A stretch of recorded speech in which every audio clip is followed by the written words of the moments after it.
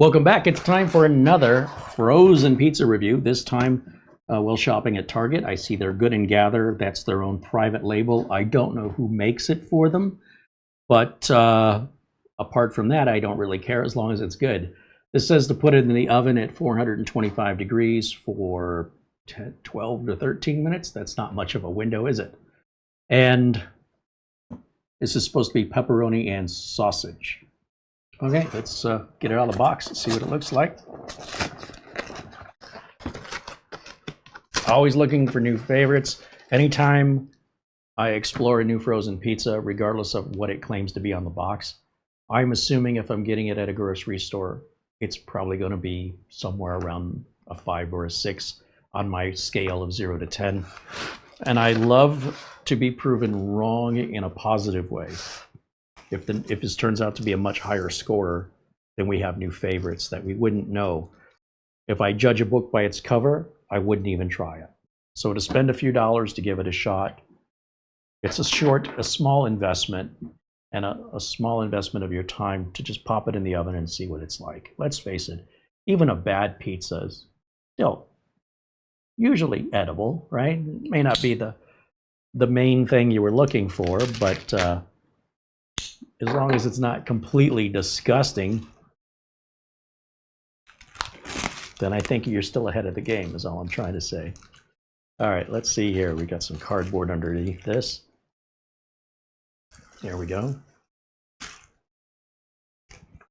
And these pepperonis, boy, they seem awfully thick. I'm just not a fan of thickly sliced pepperoni.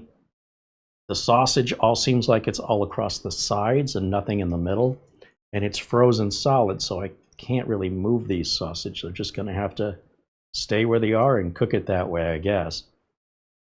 But at least the pepperoni we can move around. Try and give it a little bit more even coverage so you get some on every bite. Even though my immediate assumption is that the thickness of it is something I'm not going to like, still want to place it evenly on the pizza because you might just love it. So we've already paid for it. We might as well cook it as intended so that we try it the way we're intended.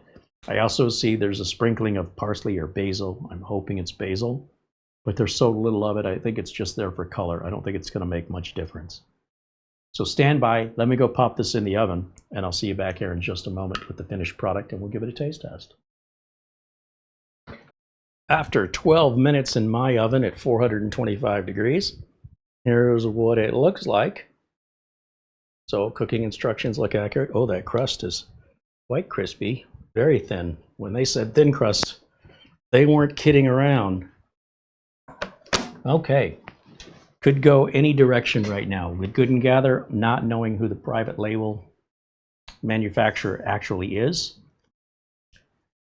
Well, maybe we're better off not knowing. We'll give it a fair chance without any predisposed biases. So here we go. Let me get this cut up. Oh, that's like a cracker. And I'll go this way. And then I'll go this way. When you see little crumbs breaking off across the table, you know you're dealing with a crisp crust and you're not dealing with something doughy and chewy. So that's one thing you can tell when you're watching other reviews, if they show you cut it, or if you just look at the plate they've got it on, or in my case, the cutting board. Look for the crumbs. Without crumbs, you know that's a soft, chewy dough. Taking a look at some of these slices here, and it's still quite hot. There's the back side of it. It's got a nice cook to it, very solid. It's very supportive crust, and so you would expect from a cracker type crust. You wouldn't expect that to be floppy. This side of it here, just to give you an idea of the underside, the undercarriage, the bottom of the pizza, cooked very, very well directly on the oven rack. All right, are we ready to give it a try? Am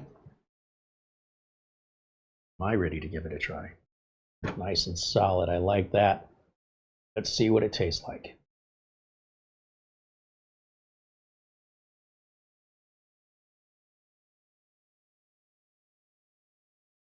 The sauce, a little bit cheap tasting. The crust, a little flavorless, but nice texture.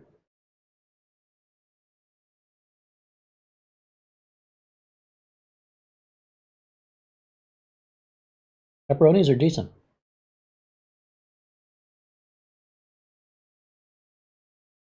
And after cooking them, they're not as thick as they appeared to be. So I think they shrunk a bit in cooking. Let me try some of the sausage.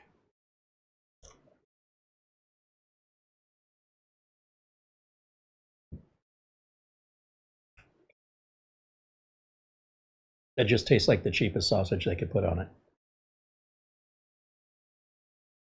Which again, doesn't make it inedible, but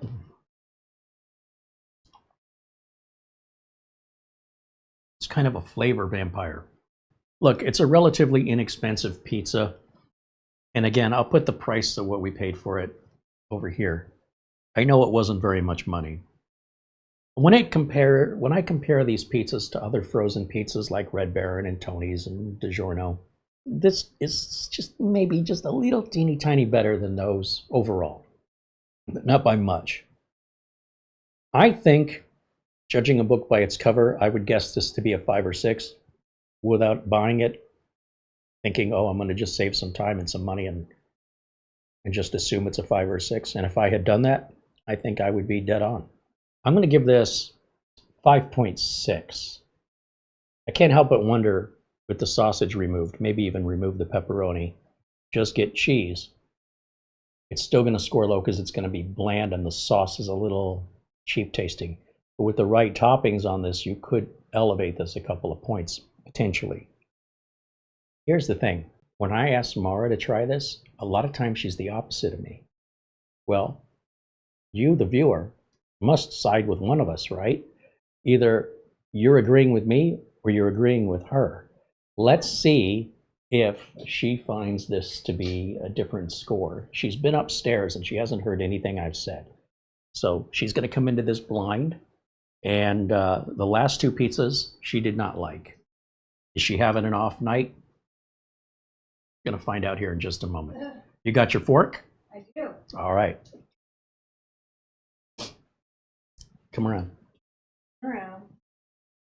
Say hello to everybody. Hello, everybody. Literally. Hello, everybody. Hi. All right.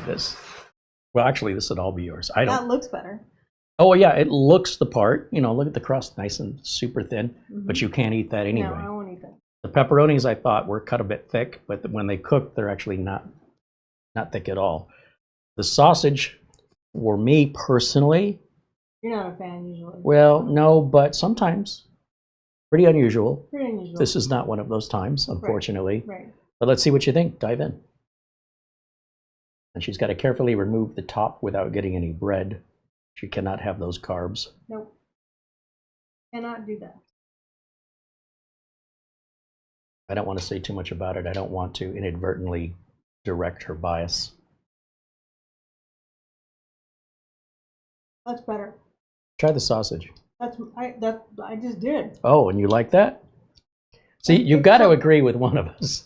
The sausage is not great. I mean, it's not terrible, but it's not great. But at least I want to chew this and swallow it, like unlike the other 2. You wanted to spit it out? Yeah, the sausage, I don't think I really like that all that much, but everything else is fine. Try the pepperoni. I was worried about it, but actually the pepperoni is one of the better parts of this pizza. Gotta get that sausage off of there. That's a flavor vampire. It's okay. It's okay. It's not the best pepperoni I've ever had, but at least it doesn't have that terrible aftertaste. It's better than those last couple. And the sauce? It's fine. It's just, yeah. I mean, I wouldn't call this a 10. I wouldn't call this a 1. But I would say that this is okay.